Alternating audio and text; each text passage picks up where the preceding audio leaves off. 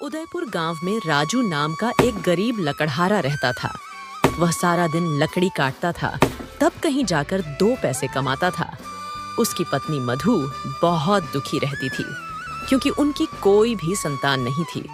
राजू के रिश्तेदार मधु को हमेशा संतान को लेकर ताने मारते थे। मधु, तुम कब खुशखबरी सुनाने वाली हो? तुम्हारी शादी को 5 साल हो गए। पता नहीं किस मुहूर्त में राजू ने शादी की थी तुमसे। मैंने तो उसे कहा था कि दूसरी लड़की देख ले, लेकिन उसे तुमसे ही शादी करनी थी। अब भूखते हमें क्या? मधु को बुरा तो लगता, लेकिन अपने दर्द को मन में ही दबाकर रह जाती। मधु, तुम परेशान मत रहो, एक दिन हमें भी औलाद होगी। लेकिन कब जी? हमारे शादी को 5 साल हो गए, लेकिन अभी तक हमें संतान का सुख नहीं मिला। आपके रिश्तेदार हमेशा मुझे संतान को लेकर ताने देते हैं। तुम रिश्तेदार के बातों पर ध्यान मत दो। रिश्तेदारों का काम ही होता है आग में चिंगारी डालने का, तो उनकी बातों पर यूं उदास ना हो। राजू मधु को समझाकर अपने काम पर चला जाता है। कुछ क्षण बीतता है तो मधु की सहेली मधु से मिलने उसके घर आती है। अरे सीमा, कैसी हो तुम? मैं ठीक हूँ मधु, तुम बताओ कैसी हो? क्या बताऊं सीमा तुझे, मेरी शादी को 5 साल हो गए, लेकिन अभी तक मुझे संतान का सुख नहीं मिला। अरे मधु, तुम परेशान मत हो। मेरी देवरानी को भी बच्चा नहीं हो रहा था। उसे एक बाबा ने कहा, फिर मेरी देवरानी का सपना पूरा हो गया। उसे संतान का सुख मिल गया। क्या सच में सीमा माता जी का व्रत रखने से संतान की प्राप्ति हो जाएगी? हाँ मधु, बस तुम माता रानी पर विश्वास रखना। अब मैं भी माता जी का व्रत रखूंगी। तुम्हारा बहुत बहुत धन्यवाद सीमा। अगर व्रत रखने से मुझे संतान हो जाएगा तो मैं तुम्हारी एहसान कभी नहीं भूलूंगी। अरे मधु, तुम कैसी बात कर रही हो? पागलों जैसी बात मत करो। अच्छा और बताओ भाई साहब कैसे हैं? शाम को सीमा अपने घर चली गई। सीमा के जाने के बाद राजू अपने काम से घर आ गया। मधु ने सीमा की बात बताई हुई हर बात राजू को बताई। अगले दिन से मधु माता जी का व्रत रखना शुरू कर दिया और माता जी के आशीर्वाद से मधु गर्भवती हो गई। मधु और राजू के खुशी का कोई ठिकाना नहीं रहा। राजू हर एक रिश्तेदार को खुशखबरी देने लगा। मधु, मुझे पूरा यकीन है हमें बेटा ही होगा। अगर बेटी हुई तो? नहीं मधु, मुझे बेटा ही चाहिए। मैंने हर दिन बेटे के सपने देखे हैं, मुझे तो बेटा ही चाहिए। लेकिन बेटी में क्या बुराई है जी? एक तो हमें संतान नहीं हो रही थी, अब माता जी के आशीर्वाद से हम माँ बाप बनने जा रहे हैं, और इसमें भी तुम्हें बेटा चाहिए। बेटी माँ बाप के कंधों पर बोझ होती है। उसको पढ़ाओ लिखाओ, उसकी शादी करो, यह सब बोझ नहीं तो क्या है? लेकिन बेटी होगी या बेटा, ये तो मेरे हाथ में नहीं है। मुझे पूरा यकीन है बेटा ही होगा। इतना कहकर राजू अपने काम पर चला गया। मधु राजू के बातों को लेकर दुखी हो जाती है। धीरे धीरे समय बीतता है और मधु एक बेटी को जन्म देती है। जब राजू को यह पता चलता है तो उसे बहुत दुख होता है और गुस्सा भी आता है, और राजू गुस्से में घर से बाहर चला जाता है।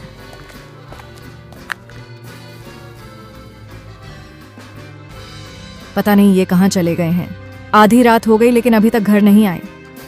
देर रात राजू घर आता है।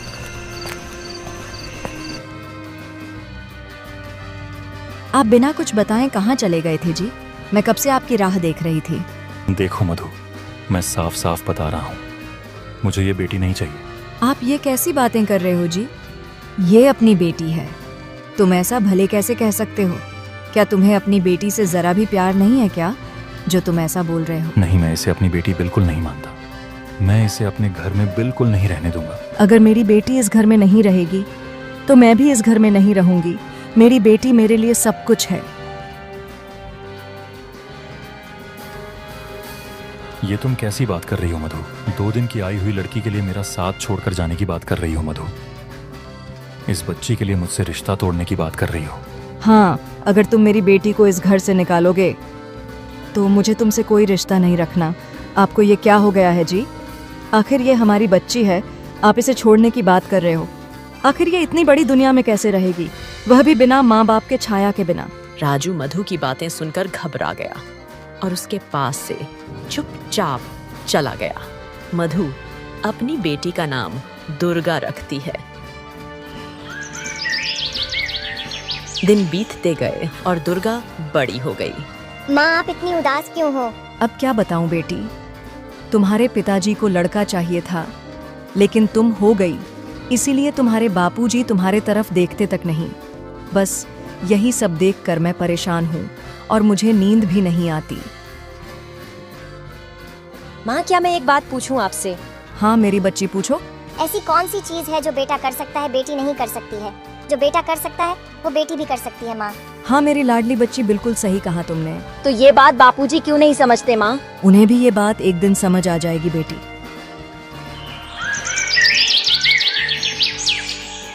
दिन बीतते जाते हैं, लेकिन अभी तक राजू दुर्गा को अपनी बेटी के रूप में स्वीकार नहीं करता है। बापूजी, आप मेरी तरफ क्यों नहीं देखते? मुझ में क्या बुराई है बापूजी? मुझे बापूजी मत कहो। मैंने तुमसे कितनी बार कहा है कि मैं तुम्हारा बापूजी नहीं हूँ। लेकिन क्यों? देखो, मुझे तुमसे कोई बात नहीं करनी है। तुम दूर हो जाओ मेरी नजरों से। इतना कहकर राजू वहाँ से गुस्से में चला गया। माँ, बापूजी मेरे साथ ऐसा क्यों कर रहे हैं? तुम चिंता मत करो बेटी, सब कुछ ठीक हो जाएगा। माँ, मुझे बहुत पढ़ना है और बापूजी का नाम रोशन करना है, ताकि बापूजी गर्व से बता सके सबको मेरी बेटी लड़कों से कम नहीं है। हाँ मेरी बच्ची, मैं तुम्हें बहुत पढ़ाऊंगी, ताकि तेरे पिताजी का भरम टूट जाए कि लड़कियां लड़कों से कम नहीं होती हैं। ऐसा मैं क्या करूं जिससे दुर्गा हमेशा हमेशा के लिए मधु से दूर हो जाए? हाँ, एक उपाय है। अब मुझे दुर्गा को मधु से दूर करने के लिए यही करना होगा। इतना सोचकर राजू मधु और दुर्गा के पास जाता है। सुनो मधु, मैं सोच रहा हूँ दुर्गा का एडमिशन गांव के विद्यालय में करवा दूं। क्या आप सच कह रहे हैं जी? हाँ मधु, मुझे एहसास हो गया है कि किस्मत में जो लिखा था वही होगा, और मेरे किस्मत में ये बच्ची ही लिखी थी, तो भला हमें बच्चा कैसे हो सकता था? इसीलिए मैं आज से दुर्गा से नफरत नहीं करूंगा। इसमें इस बेचारी का क्या दोष है? आप सच बोल रहे हैं जी। दुर्गा के लिए आपके प्रति जो घृणा थी वह कम हो गई। मुझे बहुत खुशी हुई है सुनकर। मुझे तो यकीन नहीं हो रहा है। बापूजी, क्या आपने मुझे अपना लिया? हाँ मेरी बेटी, मैंने तुझे अपना लिया। ठीक है जी, दुर्गा को आप अपने साथ लेकर जाइए और उसका एडमिशन करवा दीजिए। लेकिन हाँ, आप दुर्गा का ध्यान रखना, वहाँ पर इधर उधर ना जाए। अरे मधु, दुर्गा मेरी भी बेटी है, मैं उसका पूरा ध्यान रखूंगा, तुम चिंता मत करो। इतना कहकर राजू दुर्गा को अपने साथ लेकर जंगल की तरफ जाता है। बापूजी, हम कहाँ जा रहे हैं? बस बेटी, इस जंगल के दूसरी ओर विद्यालय है, बस थोड़ी दूर और चलना है। राजू दुर्गा को घने जंगल में लेकर जाता है। दुर्गा तुम यहीं रुको, मुझे प्यास लगी है, मैं पानी लेकर आता हूँ। ठीक है बापूजी, मुझे भी प्यास लगी है, मेरे लिए भी पानी ले आना। ठीक है, मैं यूं गया और यूं आया, तुम यहीं रुकना, कहीं इधर उधर मत चली जाना, नहीं तो बहुत घना जंगल है, तुम गायब भी हो सकती हो। ठीक है बापूजी, मैं कहीं नहीं जाऊंगी जब तक आप पानी लेकर नहीं आते। राजू दुर्गा को इस घने जंगल में अकेले छोड़कर चला जाता है। दुर्गा राजू की राह देखती है, लेकिन राजू वापस नहीं आता है। दिन से रात हो जाता है और तभी दुर्गा समझ जाती है कि उसके बापूजी उसे जानबूझकर उसे इस जंगल में अकेले छोड़कर चले गए हैं। दुर्गा जोर जोर से अपने पिताजी को आवाज देती है। दुर्गा कहाँ है जी? वह आपके साथ नहीं दिख रही। ये सवाल तो मुझे तुमसे पूछना चाहिए था कि हमारी बेटी कहाँ है, आज घर में नहीं दिख रही है। आज आप ही उसे अपने साथ लेकर गए थे नव विद्यालय में एडमिशन के लिए। लेकिन हाँ, एडमिशन होने के बाद मैंने उसे वापस घर भेज दिया था। मधु दुर्गा अब तक घर नहीं आई। नहीं जी, वो जब से आपके साथ गई तब से घर नहीं आई है। हाय राम, मेरी छोटी सी गुड़िया पता नहीं कहाँ चली गई। मुझे तो बहुत चिंता हो रही है उसकी। हे देवी माँ, ये आपने क्या किया? इतनी मिन्नतें और पूजा पाठ के बाद मुझे आपने एक बच्ची दिया और वो भी आज नहीं मिल रही है। पता नहीं किस हालत में होगी मेरी गुड़िया। मधु, तुम चिंता मत करो, दुर्गा कहीं आसपास खेल रही होगी। नहीं जी, दुर्गा मुझे बताए बिना कहीं नहीं जाती। वह मुझे हमेशा बताकर तब खेलने जाती है। तुम उसे गांव में जाकर ढूंढो। अरे मैं थका हुआ घर आया हूँ, मुझे थोड़ी देर आराम करने दो। क्यों, वो तुम्हारी बेटी नहीं है क्या? सुबह तो बहुत मेरी बेटी कर रहे थे, अब क्या हुआ? मेरा ये मतलब नहीं है मधु कि मैं अपनी गुड़िया से प्यार नहीं करता, बस थोड़ी देर आराम करना चाहता था। लेकिन चलो पहले अपनी बेटी को खोजते हैं। वे दोनों पूरे गांव में दुर्गा को ढूंढते हैं, लेकिन उन्हें दुर्गा कहीं नहीं मिलती। विमला, तुमने मेरी बेटी को कहीं देखा है क्या? अभी तक घर नहीं आई। नहीं मधु, मैंने दुर्गा को सुबह से ही नहीं देखा। लेकिन तुम्हारी बेटी गई कहाँ? पता नहीं, विमला इनके साथ विद्यालय भेजा था, अभी तक घर नहीं आई। पता नहीं मेरी बेटी कहाँ होगी। मुझे तो बहुत चिंता होने लगी कि आखिर वो कहाँ रह गई। हे भगवान, मेरी बेटी कहाँ होगी, किस हाल में होगी। पता नहीं कुछ खाई पी होगी या फिर भूखी ही होगी। पता नहीं मुझे छोड़कर कहाँ चली गई। अब मैं क्या करूं? मुझे कुछ समझ में नहीं आ रहा है। मधु, तुम चिंता मत करो। अरे ये बच्ची कौन है और इतने घने जंगल में अकेली क्या कर रही है? चलकर पूछता हूँ। बेटी, तुम अकेली इस जंगल में क्या कर रही हो? पंडित जी, मुझे मेरी माँ के पास जाना है। मुझे आप मेरी माँ के पास ले चलिए। बेटी, तुम्हारी माँ का क्या नाम है? मेरी माँ का नाम मधु है। पंडित जी। क्या तुम्हारे पिताजी का नाम राजू है? हाँ पंडित जी, सही कहा आपने। मेरे पिताजी का नाम राजू ही है। अरे ये तो मधु और राजू की बेटी है। लेकिन बेटी, तुम्हें यहाँ अकेले कौन छोड़ गया? मेरे पिताजी मुझे यहाँ अकेले छोड़कर चले गए। उन्हें बेटा चाहिए था, लेकिन मैं पैदा हो गई। पिताजी मेरी माँ से झूठ बोलकर कि मेरा दाखिला नव विद्यालय में कराएंगे, और मेरी माँ उनकी बातों में आ गई और पिताजी के साथ मुझे भेज दिया। और वो मुझे इस जंगल में लेकर आए और बोले, बेटी मुझे बहुत प्यास लगी है, पानी पीकर आता हूँ। और अभी तक नहीं आए पंडित जी। राजू ने यह अच्छा नहीं किया बेटी। भला कोई बाप अपनी बेटी के साथ ऐसा करता है क्या? हे भगवान, इसकी सजा राजू को जरूर मिलना चाहिए। बेटी, तुझे तेरी माँ की ममता ने बचा लिया। तू चिंता मत कर, मैं तुझे तेरी माँ के पास लेकर जाऊंगा। पंडित दुर्गा को लेकर मधु के पास जाता है। ये यहाँ कैसे आ गई? मैंने तो इसे जंगल में छोड़ आया था। मेरी बच्ची कहाँ थी तुम? मुझे छोड़कर कहाँ चली गई थी बेटा? मैंने तुझे पूरे गांव में ढूंढा पर तू कहीं नहीं मिली। बता मुझे कहाँ गई थी? मैं बताता हूँ। तुम्हारे पति ने एडमिशन का बहाना देकर दुर्गा को एक घने जंगल में अकेला छोड़ दिया। शर्म करो राजू, तुम इतने नीचे गिर जाओगे। मैंने तो कभी सोचा नहीं था। बेटा हो या बेटी, क्या फर्क पड़ता है? आखिर में दुर्गा तुम्हारी संतान है। राजू, तुझे इस कर्म का फल चुकाना पड़ेगा। ऊपर वाला तुझे कभी नहीं माफ करेगा। और अगर ऊपर वाले ने तुझे माफ भी कर दिया राजू, तो एक माँ की ममता तुझे कभी नहीं माफ करेगी। तुम अपनी बेटी के साथ ऐसा करोगे, मैंने ये कभी सोचा नहीं था। अब मैं तुम्हारे साथ रहना नहीं चाहती। मैं अपनी बेटी को साथ में लेकर तुम्हारे घर को हमेशा हमेशा के लिए छोड़ के जा रही हूँ। ऐसा करने से तुम्हें जरा सा भी लज्जा नहीं आया?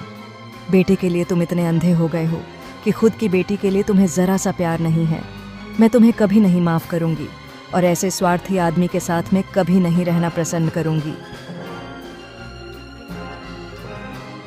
मधु, मुझे माफ कर दो, मुझसे बहुत बड़ी गलती हो गई। तुम सही कह रही हो मधु, मैं बेटे के प्यार के लिए इतना अंधा हो गया था। खुद की बेटी मुझे दुश्मन नजर आने लगी।